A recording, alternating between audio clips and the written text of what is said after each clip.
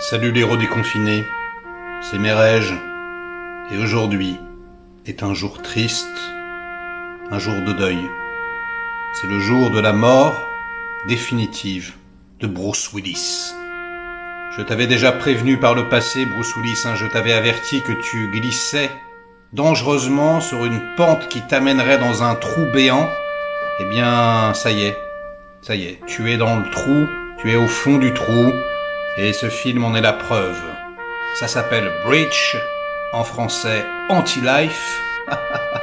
Quel titre sublime. Il n'y a pas de photo, il n'y a pas de direction artistique, il n'y a pas d'acteur, c'est incroyable.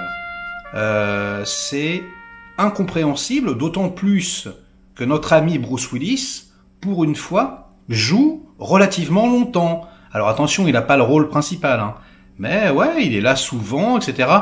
Dans certains plans de dos, c'est bien lui et pas sa doublure. Bon, il y a quand même sa doublure, faut pas déconner, mais je veux dire, ouais, il fait des plans de dos et tout, tu te dis, ah tiens, il a dû bien s'entendre avec le réalisateur John Suits. Et alors, qui c'est ce mec? Eh bien, c'est le responsable de la publicité Die Hard 6. Vous savez, cette publicité pour les batteries, là, les batteries Die Hard. Voilà. Je pensais que c'était mal réalisé, mais en fait, c'était super mal réalisé, mais c'était mal réalisé avec de l'argent. Parce que là, c'est mal réalisé sans pognon. Alors, ils ont tout donné à Bruce Willis, je pense, vu qu'il est, je sais pas moi, resté probablement 4 jours sur le tournage.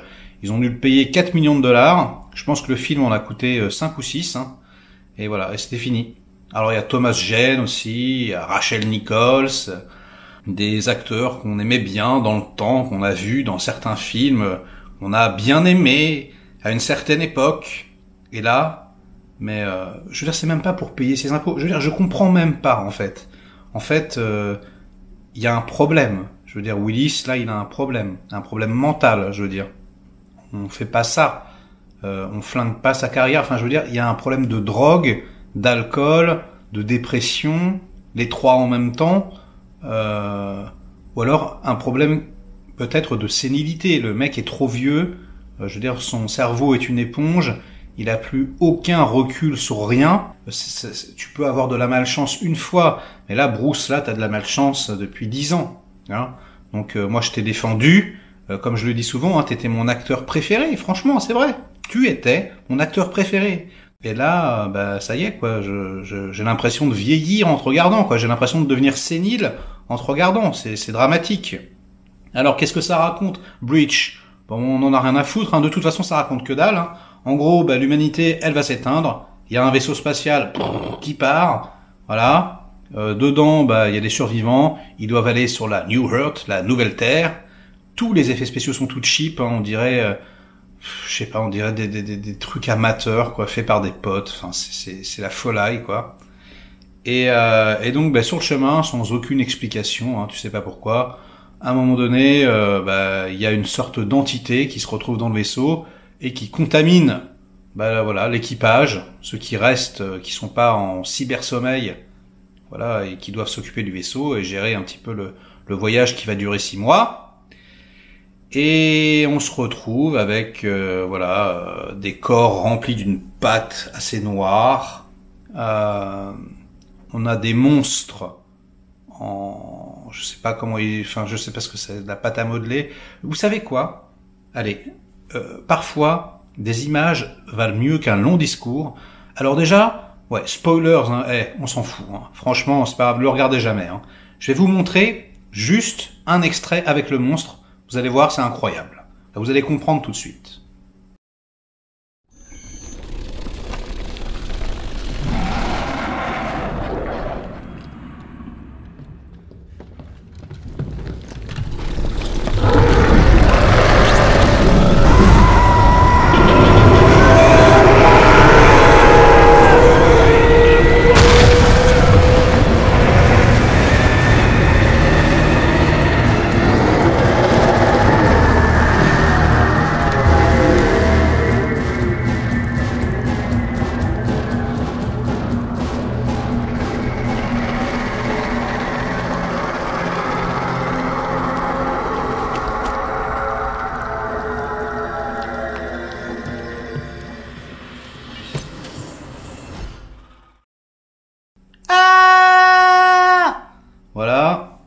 Donc bah ouais, hein, c'est incroyable, franchement, comme vous avez pu le constater.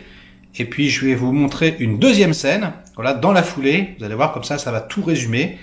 Hein, une scène d'action, une scène de pression, quoi. Alors regardez un peu le montage, hein, caméra flottante, caméra à l'épaule, hein, pendant tout le film, de toute façon.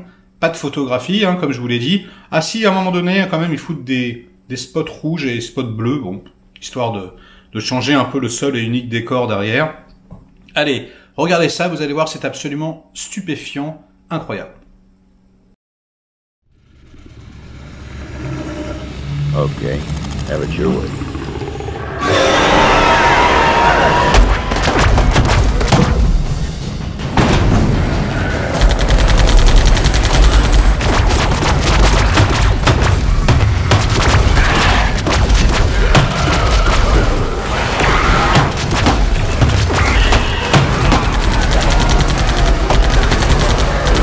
Secondary position, go, go!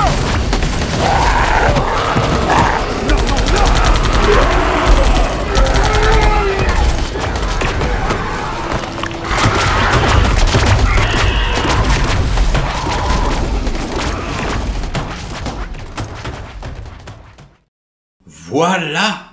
Est-ce que, franchement, vous trouvez que c'est normal de voir un acteur de la trempe de Bruce Willis là-dedans? Mais c'est pas possible!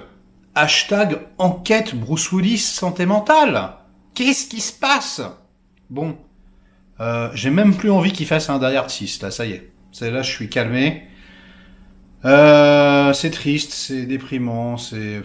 Voilà, écoutez, on perd nos idoles petit à petit. Bon, je l'ai déjà dit, hein, de toute façon dans d'autres vidéos, donc je vais pas développer. Franchement, je vous fais la critique juste parce que je l'ai dit hier dans ma vidéo sur Cyberpunk 2077. Mais sinon, j'aurais zappé, hein, parce que ça vaut même pas la peine qu'on en parle. Ça n'a même pas la place sur mes toilettes. C'est juste déprimant. C'est juste, voilà, d'une tristesse abyssale de voir Bruce Willis comme ça, au fond d'un trou rempli d'aube. Bref, ça sera tout pour aujourd'hui. Écoutez, c'est la folie, hein. J'aurais mieux fait de regarder Star Wars de Mandalorian. C'est ce que j'ai fait après. D'ailleurs, ça m'a un peu nettoyé l'esprit. Et d'ailleurs, hein, j'ai arrêté de faire les critiques épisode par épisode, hein, parce que c'était relou. Tout le monde le fait. En plus, il n'y a rien à dire. Mais en tout cas, je ferai une vidéo globale. Et je ne ferai pas forcément la critique, hein, de la saison, mais plus, on va dire, formellement. Voilà, parce que je trouve qu'il y a quelque chose d'un petit peu étrange, et j'appellerais ça probablement Star Wars de Mandalorian, une série verticale.